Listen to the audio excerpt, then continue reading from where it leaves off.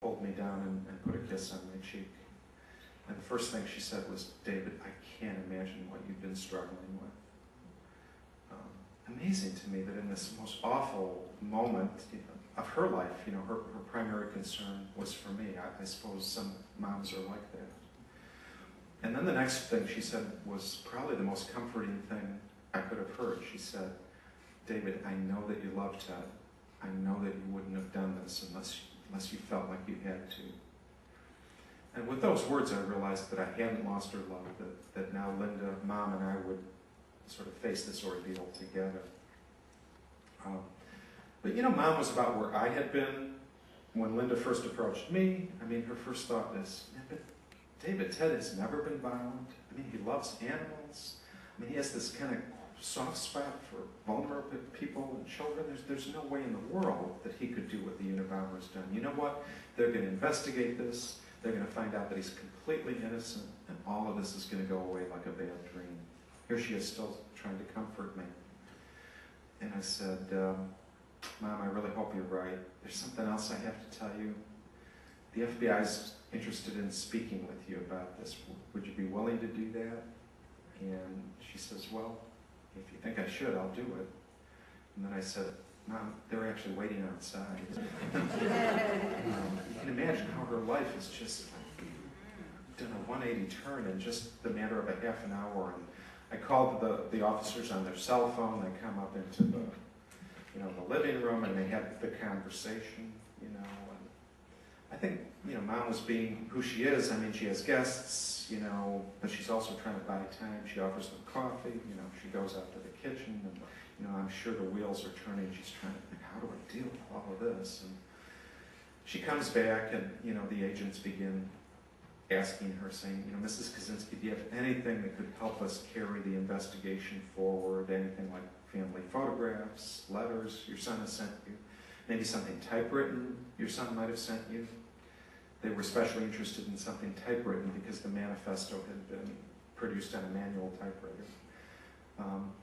And at that point, Mom sent me to her closet. She had this big old wooden trunk. I don't even know if they make this kind of trunk anymore, but it was full of her relics of her two sons. It was a treasure chest. And so I remember dragging this out into the middle of the living room floor, opening the hood of it, and Mom getting down on her knees.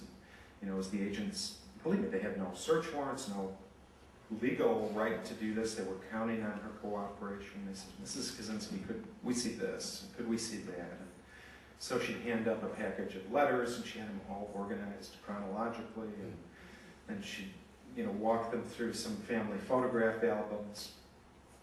Pretty predictable what happens when you put a mother together with family pictures. What do you get? You get stories, right? But Mom had her agenda. I could hear it. She's saying, "You're looking for the Unabomber, but look, we're a normal family. We did all these wonderful things together. You're looking in the wrong place if you're looking in a family like ours."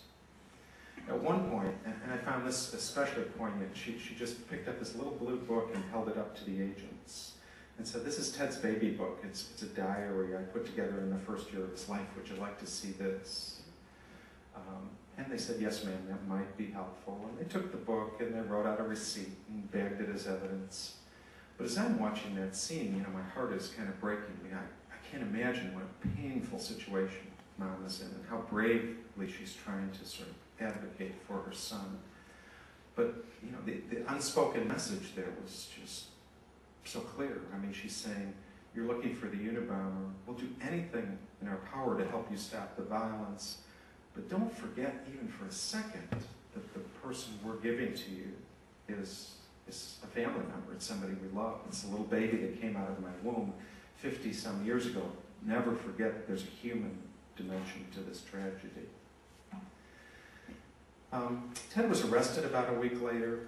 We got no warning for it. I first realized when the media started calling my place at work, and I ended up calling Linda at the college and saying, "I think they may be arresting Ted. We better get over to Mom's apartment and protect her."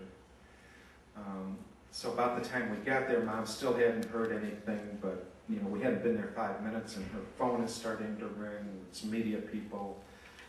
We turn on the television and, you know, they interrupt some show, some comedy to announce a breaking news story that a suspect had been arrested in the Unabomber case. It was Theodore Kaczynski of Lincoln, Montana.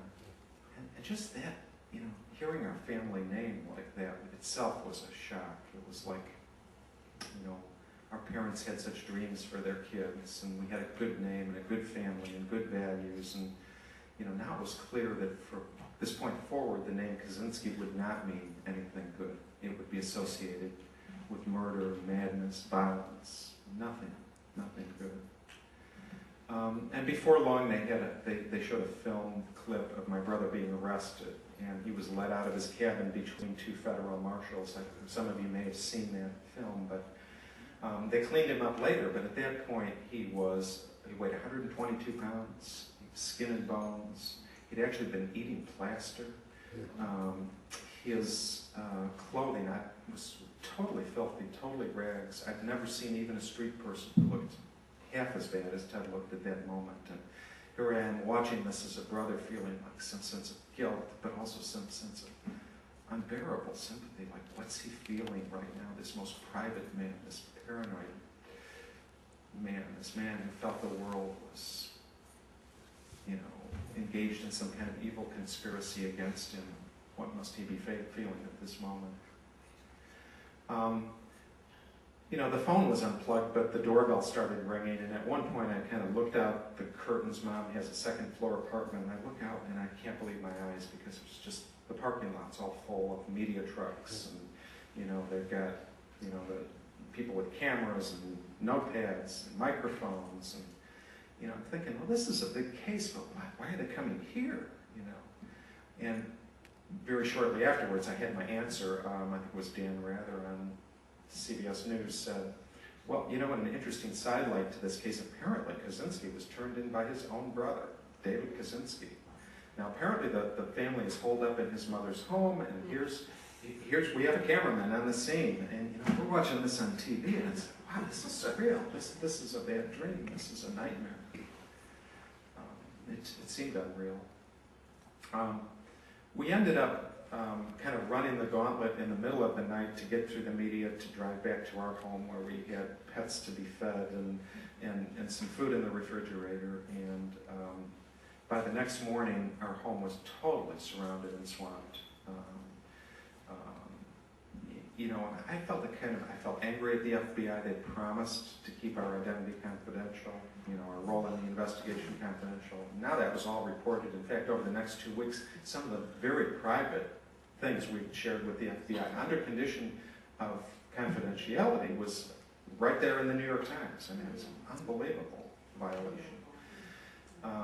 But also we felt that the media didn't have any right to peer into our grief. I mean, we had no obligation to speak to them, but they wouldn't leave until we showed our faces, until we said something. And ironically, we didn't even have words to go with what we were feeling. We were in shock, a deep sense of grief that was beyond any kind of words. We stayed sort of prisoners in our own home for about 10 days. Eventually, the media started to drift off. Our lawyer gave a kind of press conference and said, you know, leave them alone. If you need information, come to me. And the media kind of glommed onto him then. I felt very violated by the leak in the FBI, the breaking of their promise. I felt more violated a little while later, about 2 months later.